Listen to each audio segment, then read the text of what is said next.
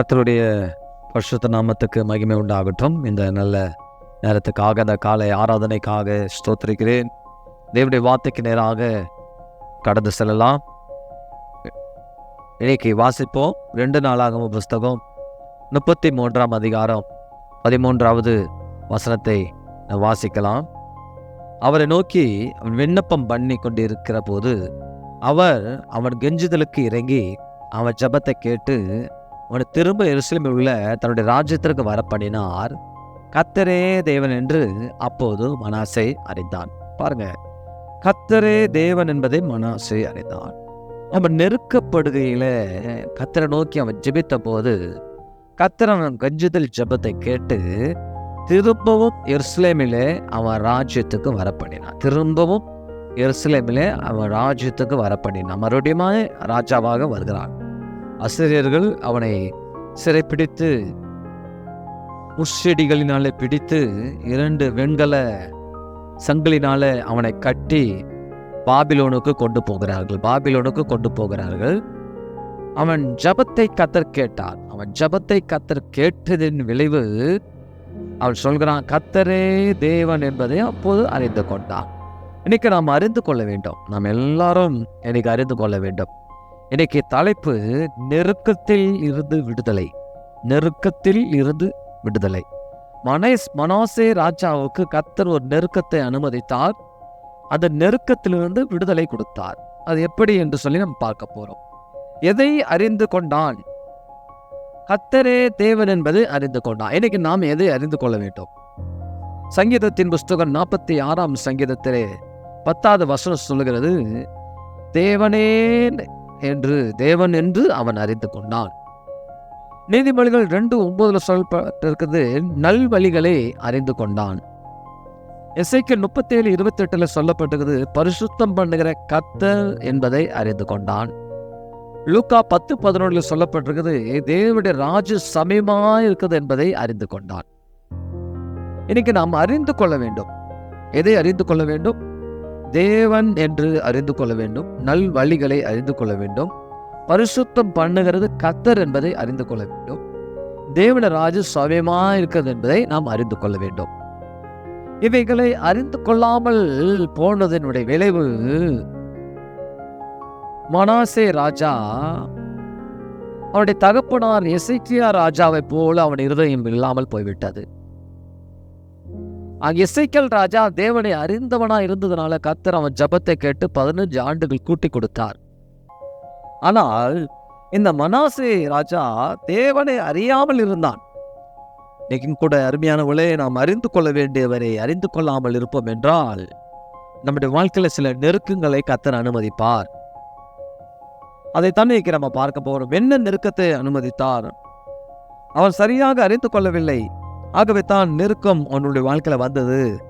2 நாளாகமம் புஸ்தகத்தில் 33ஆம் அதிகாரம் 12வது வசனத்தில் வாசிக்கும் போது அவன் நெருக்கப்படுகையிலே அப்படி சொல்லப்பட்டது.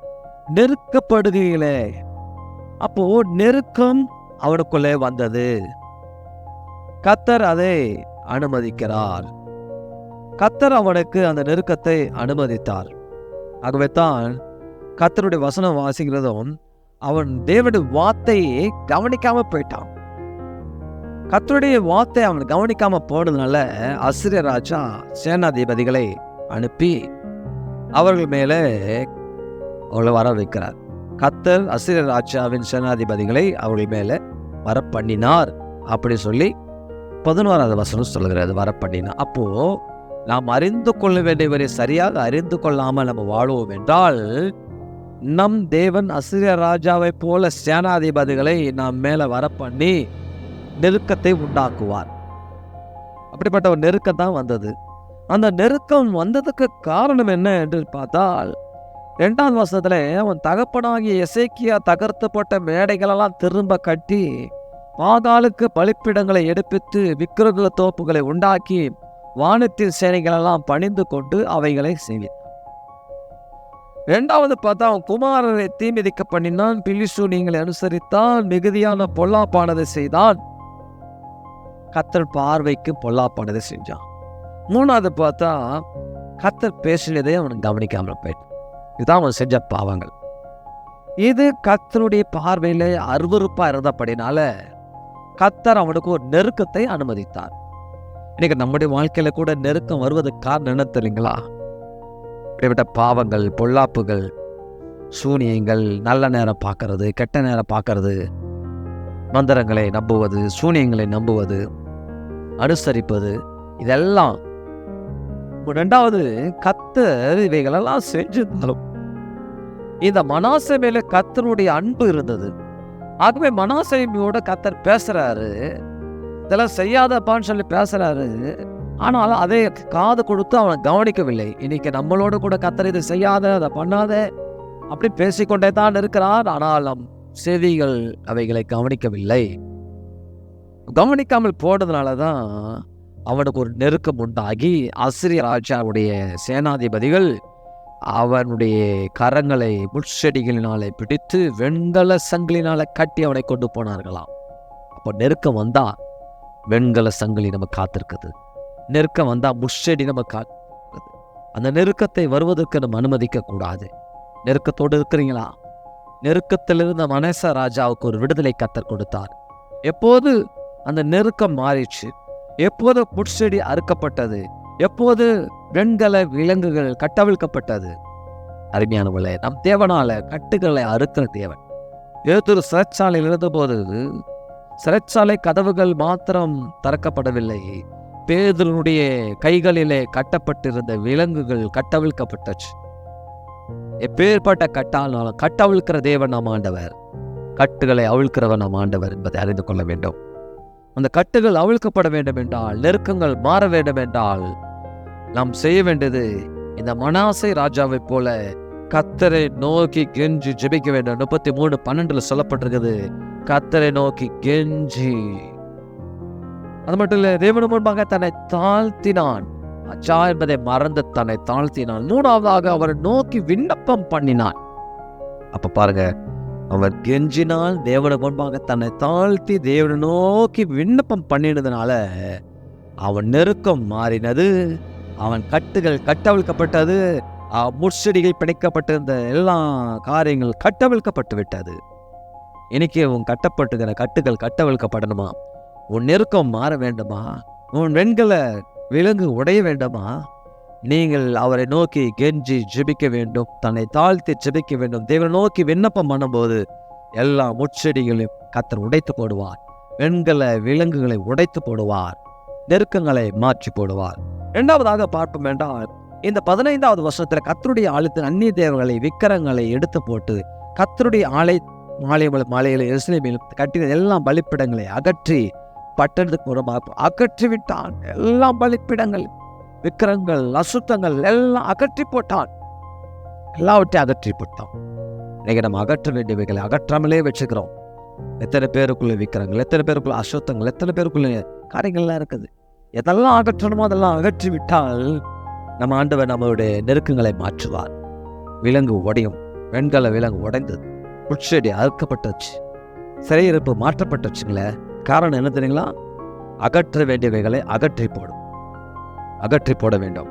3ஆவதாக 16ஆம் வசனம், கர்த்தருடைய பலிப்பிடங்களை செப்பனிட்டு அதன் மேல சமாதான பலிகளை, ஸ்தோத்திர பலிகளை செலுத்தி இஸ்ரவேல் தேவனை கர்த்தரை சேவிக்க வேண்டும் என்று யூதருக்கு கட்டளையிட்டான். அப்போ 3ஆவதாக ஸ்தோத்திர பலியிட்டான். ஸ்தோத்திர பலியிடுகிறவனை என்னை மகிமைப்படுத்துகிறான் சொல்லப்படும். நன்றி கெட்டவன் தேவ ராஜ்யத்துக்கு அபாத்திரம் சொல்லப்பட்டிருக்குது. இப்ப நம்ம ஸ்தோத்திர பலி இடுகிறோமா? பலி செலுத்துகிறோமா? சமாதான பலிகளை செலுத்துகிறோமா? அவன் சமாதான பலிகளையும் எத்தனை நாட்கள் அவன் ஸ்தோத்திர பலிகளெல்லாம் மறந்து போயிட்டான். தேவனை அறியாமல் இருந்து விட்டான். கர்த்தரே தேவன் என்பதை அறியாமல் இருக்கான். என்னைக்கு கர்த்தரே தேவன் என்பதை அறிந்தானோ அன்னைக்கு அவன் வாழ்க்கை மாறுது. கெஞ்சி ஜெபிக்கிறான், தேவனுக்கு முன்பாக தன்னை தாழ்த்துகிறான், தேவனுக்கு முன்பாக விண்ணப்பம் செய்கிறான், அகற்ற வேண்டியவைகளை அகற்றுகிறான், ஸ்தோத்திர பலிகளை செலுத்துகிறான். அறிந்து கொள்ள வேண்டியவரை அறிந்து கொள்ளும் போது நம்முடைய வாழ்க்கை மாறும். நாம் ஜெபச்செய்தி வளரும். அகற்ற வேண்டியவர்களை அகற்றி விடுவோம், ஸ்தோத்திர பலிகளை செலுத்துவோம். செலுத்தும் போது தேவன் மறுபடியுமாக எருசலேமிலே அவன் ராஜ்யபாரம் பண்ணினான்னு சொல்லப்பட்டிருக்குது. இன்னைக்கு நீங்களும் இழந்து போயிருக்க அந்த ஆசீர்வாதங்களை பெற்றுக்கொள்வீர்கள். எப்போது? நீங்கள் கெஞ்சி தாழ்ந்து தேவன் நோக்கி விண்ணப்பிக்கும் போது, அகற்ற வேண்டியவைகளை அகற்ற போது, தேவனை ஸ்தோத்திரம் பண்ண வேண்டிய நேரங்களில் எப்போதும் அவர் ஸ்தோத்திரம் இடைவிடாமல் ஜெபம் பண்ணுங்கள் சொல்லப்பட்டிருக்கிறதே. எப்போதும் அவர் ஸ்தோத்திரம் பண்ணி ஜெபிக்கும் போது மறுபடியும் இழந்து போயிருக்கிற ஆசீர்வாதங்களை பெற்றுக்கொள்வோம். உன் நெருக்கம் மாறும், கட்டவிழ்க்கப்படும், விடுதலை உண்டாகும். மனாசேயுடைய வாழ்க்கையில் இந்த நெருக்கங்கள் மாறினது. நெருக்கத்திலிருந்து நெருக்கப்படுகையில கர்த்தர் அவனை விடுவித்தாரே. இன்னைக்கு நெருக்கப்பட்டு கொண்டு இருந்தீங்கன்னா உங்களுக்கு விடுதலை உண்டு. எப்போது அறிந்து கொள்ள வேண்டியவரை நீங்கள் அறிந்து கொள்ள வேண்டும். தேவனே கர்த்தரே தேவன் என்று நீங்கள் சொல்லும் போது உங்கள் வாழ்க்கை மாறும். கர்த்தரே தேவன் அறிக்கை செய்யும் போது ஜெபஜீவியம் வளரும். பலிப்பிடங்களை அகற்றுவோம், சோத்திர பலிகளை செலுத்துவோம். அப்போது மறுபடியுமாக கர்த்தர் நம்ம ஜெபத்தை கேட்டு ராஜ்யபாரத்தை வர பண்ணினது போல மறுபடியும் இழந்து போன ஆசீர்வாதங்களை நீங்கள் பெற்றுக்கொள்வீங்க. உங்கள் நெருக்கங்கள் மாற வேண்டும். கர்த்தர் உங்கள் நெருக்கங்களை மாற்றி, கர்த்தர் உங்களுக்கு இந்த மாதத்துல வாரத்துல எந்த நெருக்கமோ, கண்ணீரோ, கட்டுகளோ, முச்சடிகளோ, வேதனையோ, துன்பமோ, அசிரிய ராஜாக்களுடைய சேனாதிபதிகளுடைய பிரச்சனைகள் உங்கள் வாழ்க்கையில் இருந்தாலும் எல்லா காரியங்களும் மாற்றி கர்த்தர் ஜெயத்தை உங்களுக்கு தர வல்லவராக இருக்கிறார். ஆமென். ஜெபிப்போமா? அன்பின் ஆண்டவரே, இந்த வேலைக்காக துதிக்கிறோம். மனாசே ராஜா கர்த்தரே தேவன் சொன்னதுனால அவன் நெருக்கங்கள் மாறினதப்பா. இன்னைக்கு நெருக்கப்பட்டு இருக்கிறார்களே, அந்த நெருக்கங்கள் எல்லாம் மாறட்டும். ஆண்டவரே, கட்டப்பட்டுகிற கட்டுகள் கட்டவிழ்க்கப்படட்டும். அகற்ற வேண்டியவர்களை அகற்றட்டும். கர்த்தர் சோத்திர பலிகளை இட்டு நாமத்தை மகிமைப்படும். ஆண்டவரே, ஒவ்வொருவருடைய நெருக்கம் மாறட்டும், கண்ணீர் மாறட்டும், விடுதலை தாங்க, ஆசீர்வாதங்க. இயேசுவின் நாமத்தை ஜெபிக்கிறோம் பிதாவே. ஆமென், ஆமென். God bless you. கர்த்தர் உங்களை ஆசீர்வதிப்பாராக. ஆமென்.